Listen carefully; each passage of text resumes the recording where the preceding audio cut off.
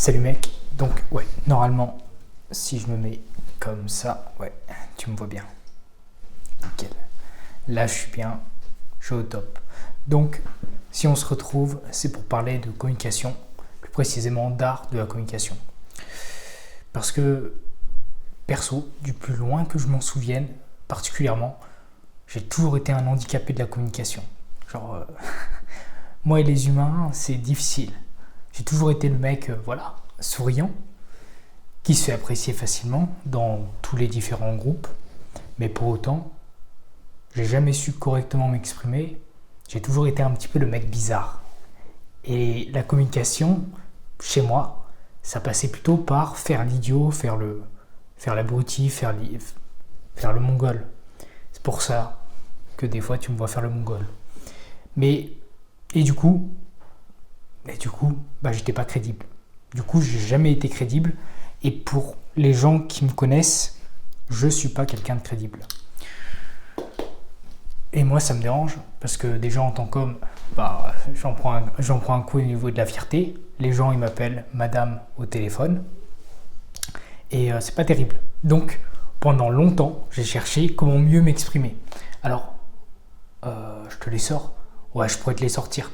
Je pourrais te sortir des... Ouais, je pourrais aller te prendre les bouquins, te les ramener. Mais en fait, je vais pas faire ça.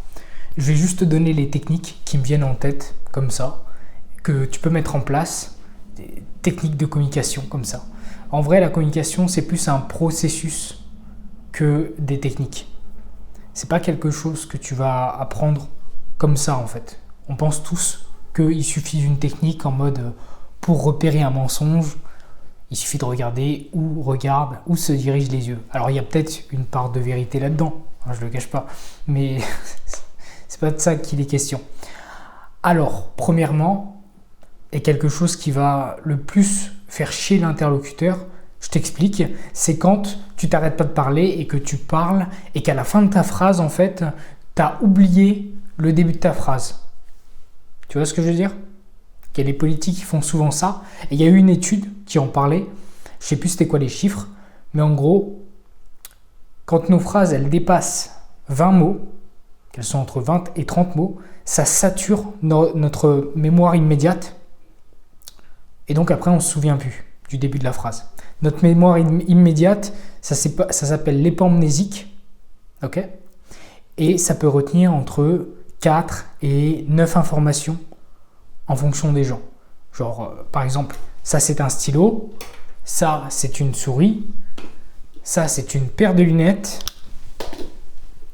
ça c'est une balle, ça c'est ma petite pochette du micro, ça c'est mon portefeuille. Est-ce que tu te souviens du premier élément que je t'ai montré ? Il y a des chances que non, et c'était un stylo. Bon, là, je t'ai fait expérimenter ce qu'est l'épamnésique. Alors, c'est l'une de tes mémoires, c'est ta mémoire immédiate. Et quand on parle, quand on communique, et qu'on dit trop de mots, genre 20 mots, 30 mots, et ça endort les gens. Vraiment, ça sature l'espace de travail. Et c'est pour ça que les gens qui parlent trop, qui parlent beaucoup trop, ils font chier. C'est pour ça.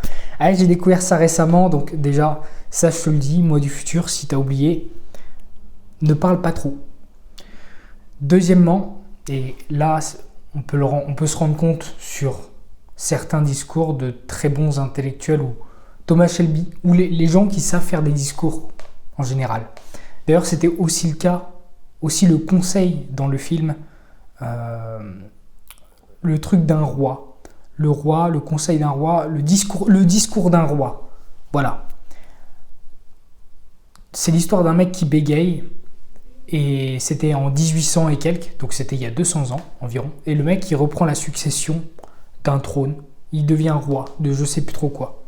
Sauf que le mec, il bégaye, tout simplement. Donc, s'exprimer en public, c'est compliqué. S'exprimer tout court, c'est compliqué. Donc, il prend des cours. Et à la fin du film, on le voit faire le discours sans bégayer parce que le mec prend des pauses. C'est-à-dire qu'il va lâcher 1, 2, 3, 4 mots max.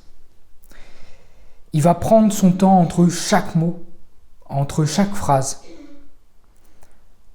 il va s'arrêter pour prendre des silences même des fois très longs, et c'est ça qui va donner de l'impact et de la puissance au discours, à ce qu'on raconte. Parce que plutôt que de terminer ces phrases par d'allonger ces mots, de parler un petit peu mollement ou juste d'être là à laisser ces mots comme ça s'étendre et puis faire des et bien à la place de ça et des tics de langage, on laisse juste un blanc. Ce qui permet à l'auditoire d'être accroché, en tout cas un peu plus aux lèvres, et à se dire qu'est-ce qui va suivre. Pour prendre un autre petit exemple, quand on raconte une blague. Bon, moi, j'ai jamais été bon pour raconter des blagues. Je suis trop terre à terre, je sais pas. Le second degré, je sais pas. J'ai du mal avec ça. Mais bon, pour raconter une bonne blague, ce qu'il faut faire, c'est avant de raconter la chute, donc on raconte son histoire, et on voit et pour faire la différence entre une personne qui va être drôle et quelqu'un qui ne l'est pas, c'est quelqu'un qui n'est pas drôle, il va raconter son histoire, raconter son truc, et à la fin il raconte tout de suite. Il dit tout de suite le truc. Genre par exemple, tu connais la différence entre du bois et une nana? Tu connais la différence entre du bois et une nana? C'est un stylo. Voilà. Que si je te dis, tu connais la différence entre du bois et une nana? C'est un stylo. Bon, là, j'avais pas de blague, mais c'était pour que tu vois l'idée. En fait, ce qui est drôle dans une blague, c'est que ça va casser les attentes. Et on ne s'attend pas à ce qui va se passer. Que si on raconte le truc direct, ça casse l'intrigue, le mystère, la curiosité. Tu balances le truc tout de suite et en fait on se dit, mais putain, d'accord, c'est pas ok. On n'a même pas l'orateur n'a même pas laissé le temps à son auditoire de se laisser imaginer la scène et laisser trouver des idées, tu vois, qui vont faire qu'à la fin il va se dire, ah ouais, non, c'était pas du tout ce que j'avais imaginé.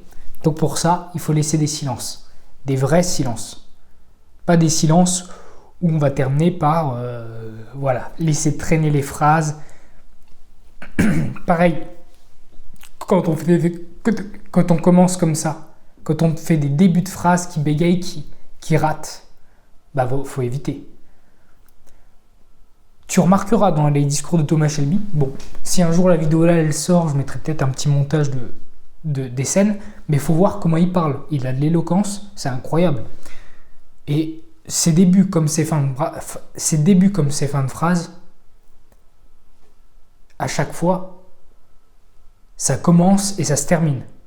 Voilà, il n'y a rien au début, il n'y a rien entre, il n'y a rien au début, à la fin, des choses qui viennent parasiter le discours. Voilà. C'est pour ça qu'il est aussi clair. C'est que il laisse des silences qui ne sont pas parasités par des tics de langage et des rallonges qui prennent du temps et qui, plutôt que tu es là, tu entends ton discours et tu vois, là je le fais. Et non, ça laisse pas le temps à la personne d'apprécier, tu vois. Parce que tu es là toujours à faire du bruit en fait.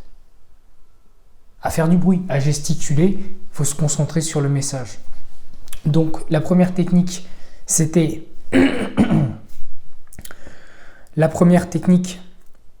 les silences, ou alors je viens d'en parler. Et la deuxième, il y avait aussi éviter les tics de langage, l'épamnésique dont on a parlé, pour éviter de saturer sa mémoire. Oui, donc le premier, c'était l'épamnésique pour éviter de saturer sa mémoire rapide, sa mémoire à court terme, voilà. Et on avait laissé des silences, des vrais silences. Troisièmement, et là ça va concerner un aspect plutôt mécanique du corps, plutôt qu'une technique, c'est simple. Alors. Là j'essaye... Regarde ça. Là je vais essayer un petit peu de parler avec ma voix normale. Donc ma voix normale, comme tu peux le voir, c'est une voix où je vais... Comment dire ? Je parle avec la gorge. Il y a des gens, ils parlent avec la gorge et leur timbre de voix est forcément plus aigu. Donc pour des mecs, ça passe moyen, quoi. Quand tu as une voix aiguë, on t'appelle madame au téléphone. quand j'étais à l'armée et que je parlais à la radio, il y avait des mecs qui pensaient, la plupart des mecs pensaient qu'il y avait une nana, tu vois, sauf que c'était moi, ça passe moyen. À l'armée, tout le monde se foutait de la gueule sur ma voix aiguë. À l'époque, tout le monde se foutait de ma gueule sur ma voix au lycée et avant ça. Du coup, c'est un truc qui m'a quand même pas mal travaillé, ça, dans ma vie.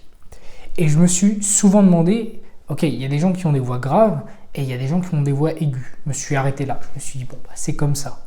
Jusqu'à découvrir qu'il y a vraiment des gens qui travaillent leur voix et qui leur permet d'avoir une voix plus ou moins grave, de changer leur voix, de travailler avec. Les chanteurs, les comédiens, les acteurs, tous, ils apprennent à travailler avec leur voix. Et là où je veux en venir, c'est que soi-même, toi, derrière ton écran, tu peux apprendre, juste en parlant autrement, à avoir plus de force, plus de force dans ce que tu dis. La raison pour laquelle Thomas Shelby, je le prends souvent comme exemple, parce que en ce moment je regarde la série avec ma daronne, le truc avec Thomas Shelby, c'est que en plus de laisser des silences, en plus de jamais saturer l'espace de travail, faire des phrases courtes, il a autre chose de très important. Et tu te rends compte, hein, là je parle pas pareil que depuis le début de la vidéo. C'est parce que là je parle avec la gorge, ok ? Donc là, je repars avec un timbre un petit peu plus grave. J'essaye d'avoir un ton plus... Voilà. Là, je suis sur un timbre bien plus grave. Et si tu te rends compte, là, au niveau de la glotte, plus je vais avoir un timbre qui va être grave, plus la glotte, elle va descendre. Bon, là, j'abuse carrément. Et plus tu vas avoir une voix aiguë, plus la glotte, elle va monter. Donc, c'est un travail au niveau de la glotte. Apprendre, comme disent les acteurs, à respirer avec le ventre, donc prendre des inspirations ventrales et apprendre, deuxièmement, à parler avec le plus possible la cage thoracique. Donc, pour laisser entrer de l'air, il faut se redresser, forcément. Et pour utiliser plutôt la résonance de la cage thoracique, plutôt que la résonance de la gorge, qui est faible, effectivement, eh bien, c'est un travail sur la glotte. Il faut s'entraîner. Il y a différentes techniques. Alors, il y a là, je ne les ai pas en tête. Il y a des mouvements, il y a des exercices qu'on peut faire pour travailler un peu plus au niveau de sa cage thoracique. Mais le seul conseil que je pourrais te donner, c'est, là tout de suite, c'est travaille sur ta glotte et essaye de faire résonner ta voix avant tout dans ta cage thoracique, d'essayer de faire descendre ta voix. Voilà. Quand tu parles, imagine que ta voix, tu la fais descendre au plus grave. Tu vois ? Il y a le A. C'est un exercice pour s'entraîner, pour s'échauffer la voix. Tu le connais, hein ? Dans tous les films où tu as des musiciens qui le font, ben voilà, c'est des musiciens, c'est des chanteurs. Mais dans ta vie quotidienne, tu peux très bien t'entraîner pour trouver le bon timbre. Tu vois, un timbre quand même naturel, mais un timbre que tu vas pouvoir prendre. Ok ? Donc, ça, c'était le troisième élément. Mais pour que ça fonctionne, il ne suffit pas de dire « Ok les gars, regardez ma glotte, descendez ». Il faut respirer par le ventre, comme je vous ai dit, se redresser.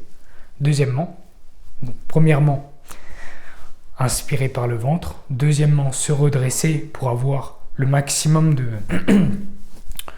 résonance. Le maximum de résonance. Et troisièmement, essayer de parler donc à la fois plus bas, essayer d'abaisser de son timbre de voix. C'est comme quand on chuchote. Tu vois, quand on chuchote, t'essayes au fur et à mesure que tu chuchotes, t'essayes de réduire la voix. Si tu as besoin, tu abaisses un petit peu ta tête, tu t'abaisses un petit peu. Bon, pour le coup, c'est l'inverse de se redresser, mais au début, ça peut permettre de capter le truc, de descendre la voix. Et deuxièmement, une fois qu'on a capté le truc, on se redresse, et là, on va essayer de parler à des gens, enfin pas à des gens, mais à une certaine distance. D'accord ? Par exemple, toi, je te vois ici, et bien plutôt que de parler juste comme ça, je vais essayer de parler un peu plus loin. Ça va pas être forcément plus fort ou plus faible au niveau de la voix. Je suis pas là en train de parler fort ou je suis pas là en train de parler faible. C'est pas ça l'idée. L'idée, c'est juste d'apprendre à être entendu. Et pour ça, il faut être... comment dire ? Il faut que notre voix, elle soit audible. Et donc, qu'on parle de manière courte, qu'on fasse des silences, qu'on parle de manière un peu plus grave, un peu plus aiguë, et que ça ait plus de portée. Donc pour la portée, je t'ai dit, t'imagines parler à quelqu'un à quelques mètres de toi. Tu vois, ça c'est la technique. Donc finalement, ça c'était les petits tips de communication. Je dirais qu'il y en a plein d'autres, mais la vidéo, elle doit déjà être suffisamment longue. Sur ce, je te dis à plus.